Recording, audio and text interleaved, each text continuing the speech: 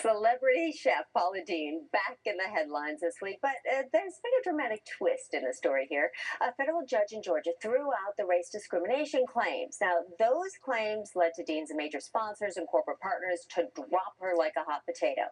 So, where does this leave Deen now? With us this morning, public relations guru David Johnson of Strategic Vision to talk to us about this. So, really, what does this mean for Paula Deen after all she's been through? Well, what it means is, at least one section of the lawsuit's gone. It's going to continue the sex discrimination.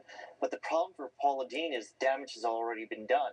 She may have won in the court of law, but she's lost in the court of public opinion, it appears. Oh, I see. So it's obviously a little bit too late at this point. It's a little too late.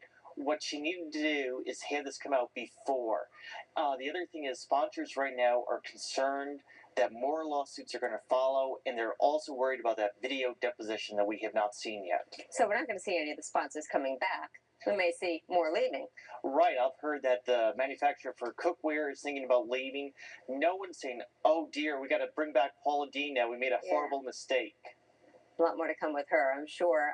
Anything she can do at this point?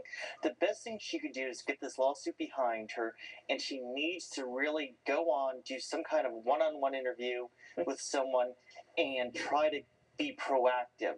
And she needs to get in front of some of these lawsuits that are supposed to be coming out. Yeah, staying ahead of the game, I guess, at this point. And I would advise her to go on a celebrity show, even if it's on Fox's Idol, and kind of poke fun at herself, because people go with someone who can poke fun at themselves and laugh at themselves. A little Dancing with the Stars, something like that? Well, she turned that down. We should reconsider. All right, so I also want to talk to you about Alex Rodriguez. Bad enough, the whole doping scandal, and now it looks like he's been throwing other players, even teammates, under the bus here.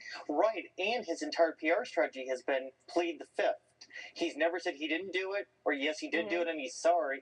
He's basically been victimizing himself, and yes, now it's coming out that he may have snitched on other players. Was that just to deflect some of the attention? It appears so, and maybe to get a lighter sentence from baseball as well.